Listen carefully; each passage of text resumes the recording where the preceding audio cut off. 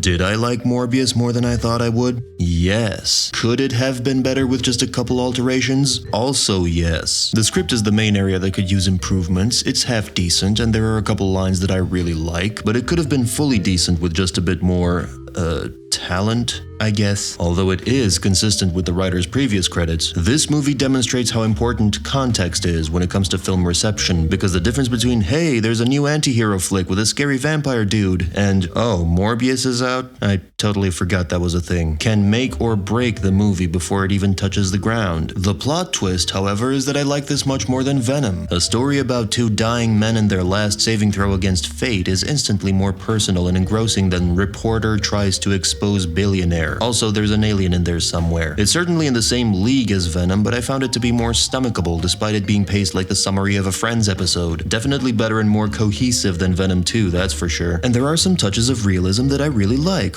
how finally someone reacts the realistic, proper way to finding out they became a monster and a serial killer all in one night. Less, oh, the humanity, and more barfing, and Leto plays it rather convincingly. As a matter of fact, I feel like Jared Leto, who's an actual vampire, was a rather brilliant stroke of casting. The actor naturally exudes an I'm better than you savant type of charm that's a great choice to play the brilliant and somewhat morally disinterested Morbius. The Joker was a nice challenge for him, one in which he eventually found his stride, in my opinion, but this is a much more natural fit for him, and while you might expect him to phone it in, he actually took this seriously, at least that's my impression. Every line, look, and reaction seemed genuine. Say what you will of his methods, pun intended, but he commits to every role no matter how serious or silly, and that's commendable. I also like that they actually play around with the morality of the character a bit, in a will he won't he sort of way, and I wish there was more of a commitment in that sense, but I'll take what I can get. Pacing-wise, some of the film feels glossed over for time in the way that lesser productions tend to be. On more than one occasion, up to 3 things seem to be happening at once despite the movie's insistence that they're in sequence and just paced really fast. Not that it's the only one, Nolan's films routinely feel cut by a blind hairdresser, but those films are cut that way to save time because the story's too dense, while this one feels cut to meet some arbitrary length or because they ran out of budget. On the other hand, I found quite a few shots that I liked, like the parallels drawn between some good doctoring and bad doctoring. Also, his first action scene is more Batman than Batman, if Batman hit his head really hard one night and forgot his name, his vow to protect life, and the fact that he's just a human in a bat suit. Some satisfying kills, to be sure. The brief moments of loss of composure revealing the CGI monster inside were also quite well executed. Yes, you could argue that the Jekyll and Hyde thing is overdone, but either the execution is good enough that I found it compelling, or I'm a sucker for that kind of thing. More than one shot in this reminded me of Mr. Dark Knight, which is cool because anything remotely dark isn't Marvel's wheelhouse generally speaking, so it's nice to see the weird fringe characters have a go at it. And because this is the standard superhero origin story affair, the villain, of course, needs to be an evil version of the hero. A revelation that made my already tired brain borderline narcoleptic. On the plus side, when it comes time for the two to clash, it's very much a Regis versus Detloff deathmatch, blood and wine style, so I'm not complaining too much. As a film, Morbius is the overenthusiastic male who proposes a sexual all-nighter to his partner, starts out great for the first third, and then proceeds to slowly and humiliatingly go flaccid over increasingly formulaic second and third acts. It goes from bragging about giving you the night of your life to begging you not to make fun of it to your girlfriends. The thing is, about 70% of the MCU is just as formulaic. The only difference is Morbius has less forced humor in it. It's not bad so much as it is obligatory, particularly in the second half. The first one held my attention quite effortlessly. The film has a healthy length, yet it feels like some scenes are crammed full of stuff that it just remembered it needed to communicate to the audience last second. Morbius has to do a thing. He confronts his nemesis. Person X dies. Nemesis beaten. Oh, Person X is alive. Morbius no longer has to do the thing. Post-credits 1, post-credits 2. Okay, bye.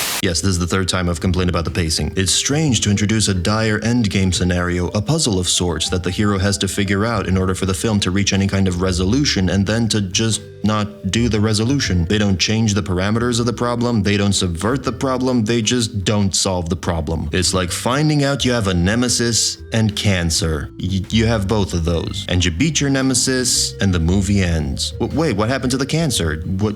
Is he dying? Is he cured? Did he live? Did he die? Did Tyrese do anything in this film? I need to know. Speaking of overenthusiastic, the post-credit scene really perplexed me. After half the theater fucked off for the night, Sony shows up and goes, "Boy, that was a wild ride, wasn't it? Well, I hope you're in for more, cause we're totally doing this. It's shared universe time, baby." To which the janitor replied, "Who are you talking to? You know, besides your ego." The thing about me is I think I'm surprisingly immune to superhero fatigue, so I enjoyed this more than I didn't. But for everyone else, context kind of weighs it down a bit, because if this film came out 15 years ago, it would probably be received way better than 3 dozen superhero films later. This movie threads the needle of relevancy in a remarkable way, in that if you choose to see it, you're probably not going to regret it all that much, and if you choose to pass on it, you're also probably not going to regret it all that much. If I were to blitz review this, I'd say cool effects, good use of Jared Leto, some nice horror, characters could be better, pacing is so choppy it makes me suspect about 20 minutes of the film were circumcised off. In summary, Morbius starts off surprisingly cool and ends off stepping on a rake and bludgeoning itself in the face in a "no, I totally meant to do that" sort of way that I can kind of recommend to vampire fans and the extremely bored. More importantly, despite its faults, it is still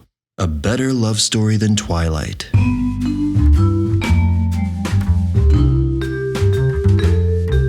Basically, Michael Morbius looked at Batman strutting about rooftops pretending to be a bat and said, "Hold my beer." Then came back and said, "Yeah, I no longer drink beer, so you can have it."